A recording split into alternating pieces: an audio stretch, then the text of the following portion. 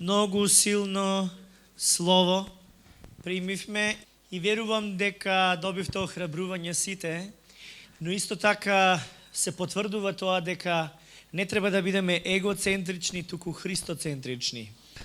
Многу е важно да не живееме за себе, туку да живееме за Бога, бидејќи нашиот живот принадлежи на Исус, бидејќи Тој го плати нашиот долг и ни даде живот. Кога го примаме Исус Христос за наш Господ и Спасител, ние го расплуваме нашето тело на крстот. И ние повеќе не сме должници ова тело да го задоволуваме. Тоа не значи да не го почитуваш здравието и телото што Господ ти го дал, бидејќи нели сепак е храм на Светиот Дух. Но многу е важно да сватиме дека телото нема сила врз нас да господари, односно оние инстинкти и нагони кои што се случуваат во телото, тие повеќе не се активни во нас. Но тоа не се случува автоматски, тоа се случува постепено. Гревот е поразен преку Христос, но имаме навики. Ние навикнавме да размислуваме грешно, навикнавме да извршуваме грешни одлики. И мора да се научиме да дозволиме Светиот Дух да не преобразува и во нас да го изградува Христовиот карактер.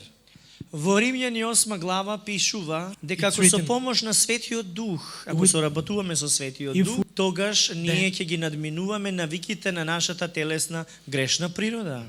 Затоа е важно да сватите дека ние треба постојано да практикуваме покорност, редовност, постојанство во Бога, да остануваме во Бога и да копнееме да го извршуваме тоа што него му е по волја. Некогаш тоа значи да излеземе од удобството и од комфортната зона.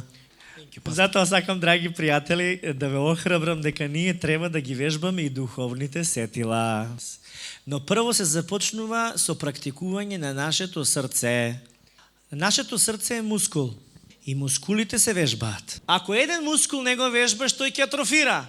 Значи, ако јас не ги вежбам мускулите, ќе ослабам, ќе бидат атрофирани мускулите во нивната активност. Истото се однесува и за духовниот човек, односно за нашиот дух, за нашето духовно срце. Што тоа значи? Тоа значи дека ние треба да практикуваме нешто кое што духот го освежува, не крева, а тоа се случува кога ги извршуваме Божјите заповеди, а заповедите на Господ важат, гласат: сакај го Господ твојот Бог од сето своје срце, душа, разум, сила и сакај го ближниот како себе си. Значи ние сме повикани да практикуваме љубов и нашето духовно срце нема да атрофира, односно ние нема да станеме корави, но ќе станеме уште поотворени и мека глина. Ако една глина се исуши и стане тврда, колку и да сакаш да ја омекнеш и да ја направиш да биде сад, таа ќе се скрши. Но ако глината е мека, а тоа значи вашето срце, ако е меко и е полно со љубовта на Исус, тогаш лесно Господ го моделира духовниот човек во вас и вие се повеќе растете, како што кажа Даниел, се отвора уште поголем капацитет за да примаме повеќе од Бога. И заради тоа често пати ви велам, гушнете се. Да се гушнеме не значи да покажеме, гледе таму, не значи да покажеме дека се сакаме. Ние не треба да покажуваме имидж на христијани, но ние треба да сме вистински христијани. Ако јас него му кажам дека го сакам, ако му треба помош, никаде ме нема, дали тогаш навистина го сакам. Ако он мене ми вика: пасторе златен, колку те сакам, ау, леле, и така натаму, знаете, тоа комплименти и така. Но после тоа врши нешто кое што е против службата или го хули Светиот Дух, дали тогаш тоа што го кажал држи? Сакам да кажам дека ние не треба да бидеме во состојба да глумиме христијани, но ние треба да го представуваме Христос. А тоа значи, ако изговорам збор дека го љубам некого, тоа значи одговорност. Јас сум одговорен да ја пружам таа љубов и да го изразам Христос во релацијата со него, со сите вас. Господ е постојан и во него нема ниту сенка од промена. Додека луѓето едно велат, а друго прават. За да бидеме неповредени од луѓето, треба да се усовршуваме во неговата љубов, да му се доверуваме и од него да очекуваме. Сакајте ги луѓето и помагате им, но не зависете од нив. туку зависите од Бог. И учете ги другите луѓе да зависат од Бог. Нашата задача е да го повикаме светот да се помири со Бог. Ние сме повикани да ги сретнеме луѓето со Исус, да ги запознаеме кој е Исус. Но тоа не се случува со зборови, туку со искрено срце, полно љубов. Сега разбирате ли што кажувам кога велам гушнете се, имајте блискост или сакајте се или бакнете се? Затоа што светот учи дистанца да имаме ладнина во односите и да не ми влезеш во мојата зона. А Исус не учи да бидеме многу близко. Дури кога не е пријатно, можеби. А знаете ли зашто не е пријатно толку близко? Заради тоа што луѓето се плашат од љубовта. Се плашат од близкост и споделување. Но совршената љубов го изгонува стравот. Алелуја. За да срцето го спремиме за таа совршена љубов, треба да практикуваме љубов. Затоа ве повикувам да си одберете еден човек до вас и да го прашаш што можам да направам за тебе. Дали го прашавте човекот? Ајде поставете второ прашање. Зашто сакаш да се молам за тебе?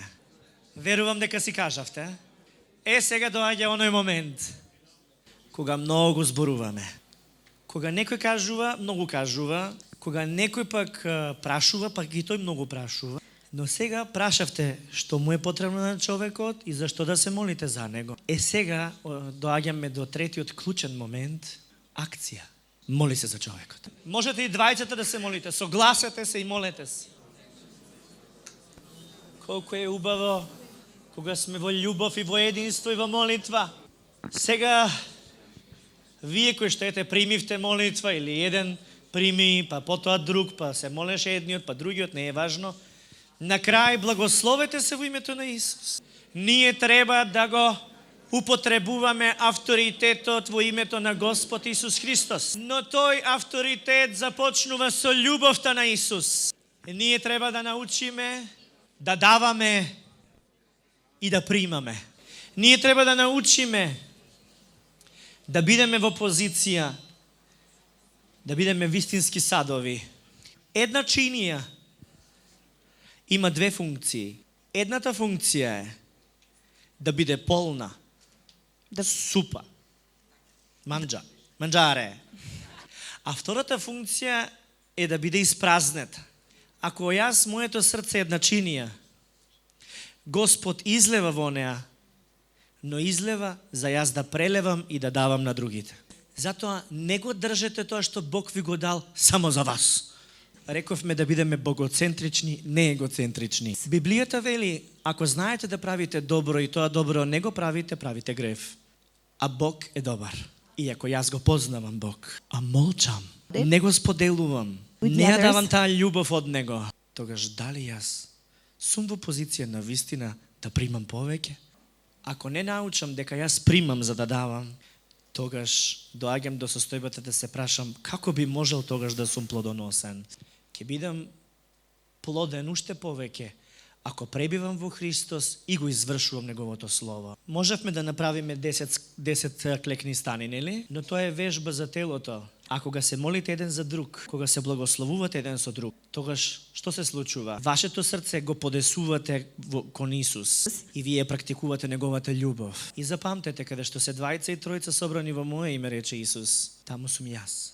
Ако го сакаш Него, Исус, тогаш ќе го сакаш и Неговото присуство. А ако го сакаш Неговото присуство, тогаш ќе собереш двајца и тројца и ќе зборуваш за Исус. Преку јазикот на љубовта. Алелуја.